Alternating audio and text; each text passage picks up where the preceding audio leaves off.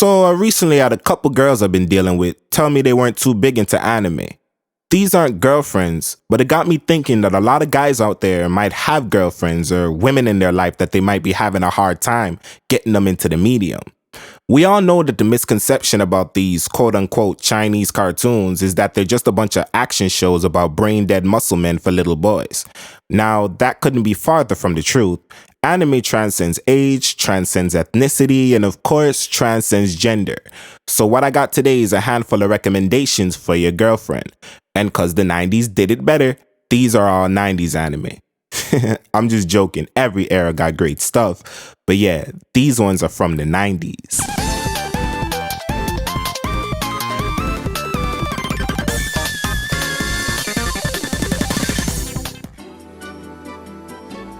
Kicking off the list is Fushigi Yugi, the mysterious play. This one's on the list because of its high level of emotional content. It's a generic isekai fantasy about two schoolgirls getting sucked into a book and wound up going to ancient China. Nothing special. But man, there's a lot of sappy romance going on here across the 50 episodes that personally I feel like a lot of women could still appreciate today. There's a lot of relatability to be found between a girl who's watching and Miyaka and Yui, no matter how old you are. It should bring them back to how they used to think and act over boys in middle school and high school. Fushigi Yugi was very popular among female anime fans back in the 90s and the early 2000s. Sorta long though. Like I said, clocks in at 50 episodes. Hana Yori Dango, or Boys Over Flowers as it's named in America, is another larger one with 51 episodes. If I said the last one was gonna be relatable to a lot of girls, show your girl this one. This takes place in high school, Itoku Academy to be exact, a hub for snobby rich kids. Tsukushi Makino comes from a middle-class family, but her old folks bust their ass to send her to this prestigious school. When she gets there, she's in for a whole lot of drama involving romance, bullying, and all the sorts. What makes this show so easy to recommend?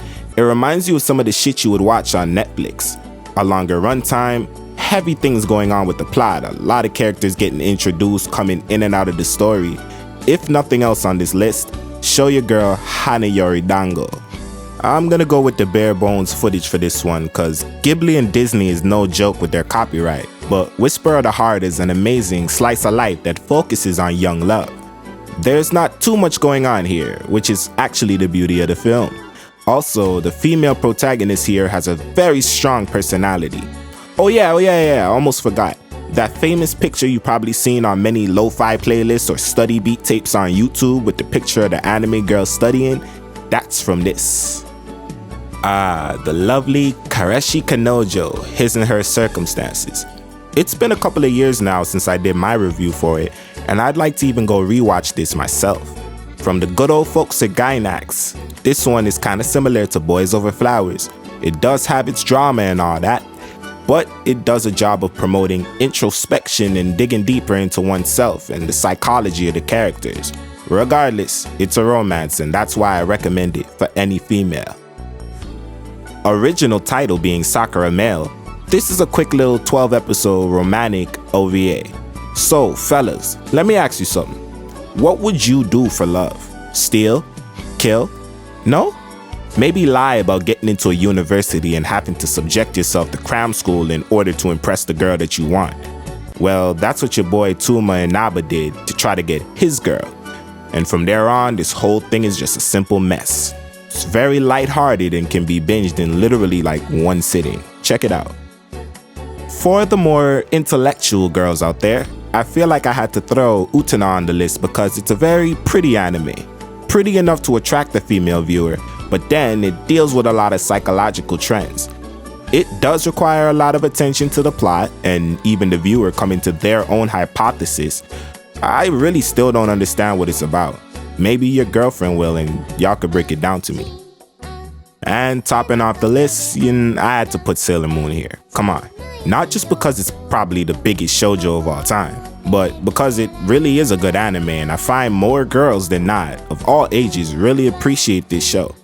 And if you don't believe me, my mother used to watch this show with me when I was really small and she genuinely enjoyed it and still remembers it to this day. It's a mahou shoujo about a young girl, Usagi, fighting evil by moonlight and winning love by daylight. She's never running from a real fight. She's the one named Sailor Moon. Yeah, and the rest is history.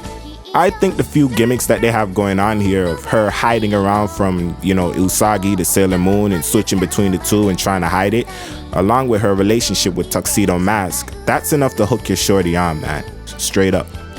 So those are, in my opinion, the best anime out the 90s to put your girlfriend on. I'll insert some honorable mentions here, but I left them off the list because personally I feel like a lot of the high level action stuff is not the best approach to take if you got a chick that's already skeptical about getting into this stuff. Believe me, she's skeptical for a reason. But use that list I just gave you, man, and you'll be good money. Thank me later. Like the video, comment down below what y'all want to see next. I'm out. Thanks for watching. Anime back when.